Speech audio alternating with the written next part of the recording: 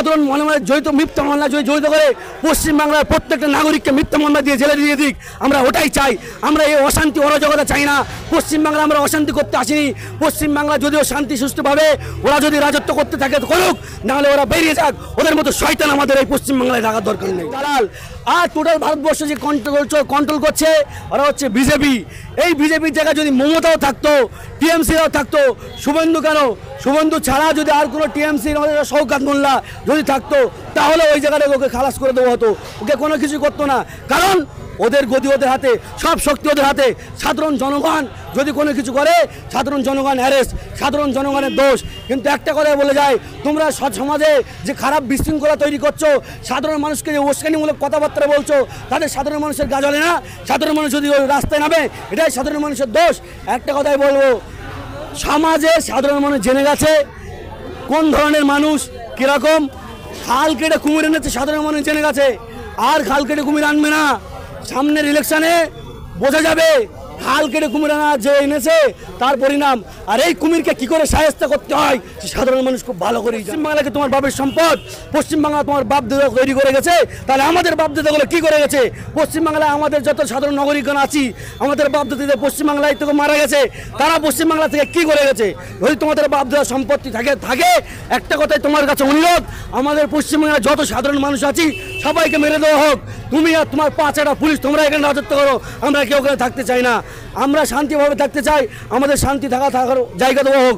যদি ওরা অশান্তি করে, তাহলে আমরা এমন একটা বিশৃঙ্খলা তৈরি করব, ওদের গদি উল্টে আমরা ছাড়বো। 100 বার 26 ইলেকশনে খুব বড় একটা জবাব দিতে চলেছে সাধারণ মানুষ। এত বড় জবাব পশ্চিমবাংলার বুকে একটা ইতিহাস তৈরি করে রাখবে। যে কারণে আজকে এই যে কাজগুলো করছে, সাধারণ মানুষ খুবই ভালো করে জানছে যে আমরা যে কি ভুল কাজ করেছি, কিন্তু এই ভুলের মাসুল এখন দিতে হচ্ছে। কিন্তু একটাই বলবো, ভুলের মাসুল যতই দিক, কিছুদিন পরে আবার সাধারণ মানুষ বুঝবে। সাধারণ মানুষকে যদি মেরেও ফেলে দেওয়া হয়, সাধারণ মানুষের বিপক্ষে আর যাবে না। মুসলিম ভোট মমতার দিকে চলে যাচ্ছে। বিশেষ করে দেখতে হবে, ব্যালট চুরি হচ্ছে সেখানকার এমএলএকে টিএমসি, ব্যালট চুরি হচ্ছে সেখানকার রাজনৈতিক নেতাকে টিএমসি।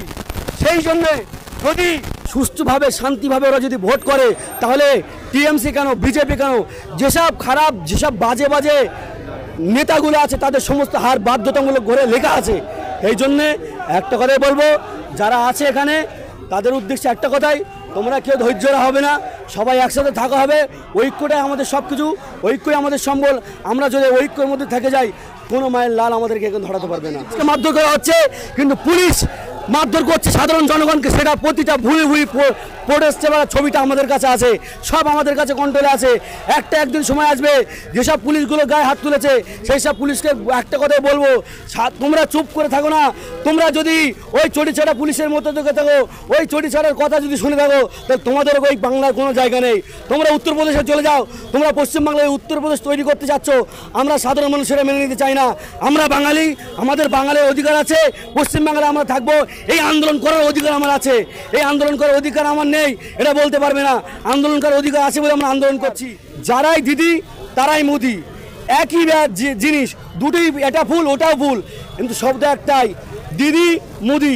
যদি সাবধান না হয়ে যাও, সকলের তরফ থেকে ও নারায়ণপুর এবং অন্যান্য অঞ্চল থেকে যত তৃণমূল কংগ্রেসের সৈনিকবৃন্দ নেতৃত্ব এসেছেন, আমি সর্বপ্রথম যার উদ্যোগে এই মহতী অনুষ্ঠান, আমি সেই মাননীয় শওকত মোল্লাকে বরণ করে আমরা আমাদের অনুষ্ঠানের কাজ শুরু করব। আমাদের বরণ করে নেওয়ার জন্য আমাদের ব্লকের অন্যতম নেতা আমাদের তপনবাবু ও নারায়ণপুরের উপপ্রধান তুষার এবং তারটা অঞ্চলের অন্যতম নেতা ও ভাঙড়োয়ানের নেতা আমাদের রাকেশ এবং আরও যারা এখানে উপস্থিত হয়েছেন, আমি রাজু পোদ্দার, সকলকে বলবো আমাদের শ্যামল ঘোষ, যারা যারা উপস্থিত হয়েছেন এবং পুজো কমিটির তরফ থেকে যারা এসছেন, মাননীয় শওকত মোল্লাকে বরণ করে নেওয়ার জন্য আমি অনুরোধ করব। এবং আমাদের ব্লকের সভাপতি মাননীয় ঝর্ণা মণ্ডল এসছেন, আমি ঝর্ণা মণ্ডলকেও বলবো আমাদের বিধায়ক মাননীয় শওকত মোল্লাকে বরণ করে নিয়ে আমরা আমাদের অনুষ্ঠানের শুভ সূচনা করব। কারণ আমরা জানি ভাঙড়ের রাজনীতিতে একদম নতুন উদ্যোগ, এর আগে যে কোনো রাজনৈতিক দল এভাবে ভাবেনি। ভাঙড় তৃণমূল কংগ্রেস ও ক্যানিং পূর্বের অবজারভার মাননীয় শওকত মোল্লাকে বরণ করে নিচ্ছে। আমি সকলকে বলবো একসাথে একটু করতালি দিয়ে আপনারা অভিনন্দন জানাবেন। সকলে একসাথে করতালি দিয়ে একটু অভিনন্দন জানাবেন। এরপরে আমি ভাঙড় কাঁঠালিয়া বিশ্বাসপাড়া থেকে মাননীয় বিধায়ক শওকত মোল্লাকে বরণ করে নেওয়ার জন্য যে বিশ্বাসপাড়া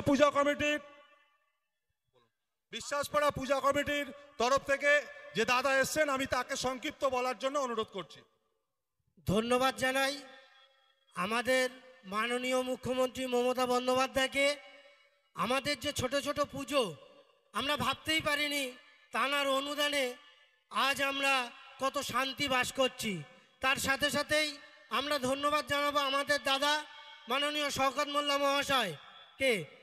আমি 25 বছর ধরে এই পুজোর সাথে যুক্ত, সেক্রেটারি, বর্তমানে সভাপতি। কোনোদিন এরকম সম্মান পাইনি যে 2 বছর দাদা আমাদের সম্মান দিচ্ছে। তাই আমি এই মঞ্চ থেকে অঙ্গীকারবদ্ধ এবং সমস্ত পূজা কমিটিকে বলবো যাতে আগামী দিনে সকলেই যেন দাদার পাশে থাকে। আমি আলিনুর এবং শুভমকে ডেকে নেবো দাদাকে সম্মান জানানোর জন্য। আলিনুর, তোমারই পুজো, চলে এসো।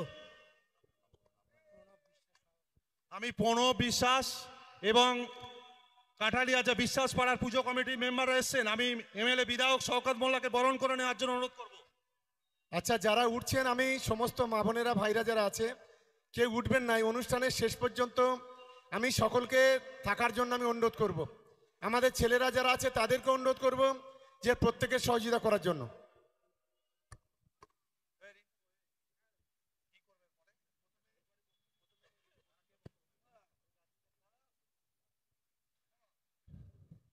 আমাদের সকলে একটু হাততালি দিয়ে অভিনন্দন জানাবেন। It's a historical moment. Put your hands together. আরো একবার সবাই জোরদার করতালি দিয়ে এটি পূজা কমিটি মাননীয় বিধায়ক শওকত মোল্লা মহাশয়কে বরণ করছেন। এর থেকে নান্দনিক দৃশ্য আর কিছু হয় না।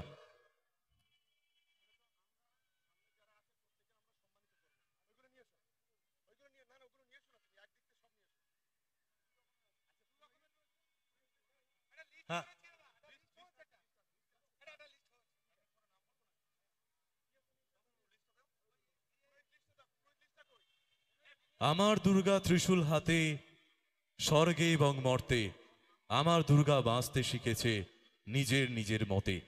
সেই সকল দুর্গাদেরকে আমরা আরো একবার শ্রদ্ধা জানাচ্ছি, অভিনন্দন জ্ঞাপন করছি, শুভেচ্ছা জানাচ্ছি এই মঞ্চ থেকে। আমাদের ভাঙড় এবং ক্যানিং এর সমস্ত দুর্গা মায়েদের জন্য জোরে করতালি হবে কি সবাই? অসাধারণ মুহূর্ত। আমি এই অনুষ্ঠানে সর্বপ্রথম এই শারদীয়ার অনুষ্ঠানে যাদের অংশগ্রহণ না হলে এই শারদীয়ার অনুষ্ঠান সম্পূর্ণ হয় না, সেই পুরোহিতদের আমি এক এক করে নাম বলবো। বিধায়ক শওকত মোল্লার হাত থেকে তাদেরকে সংবর্ধনা, তারা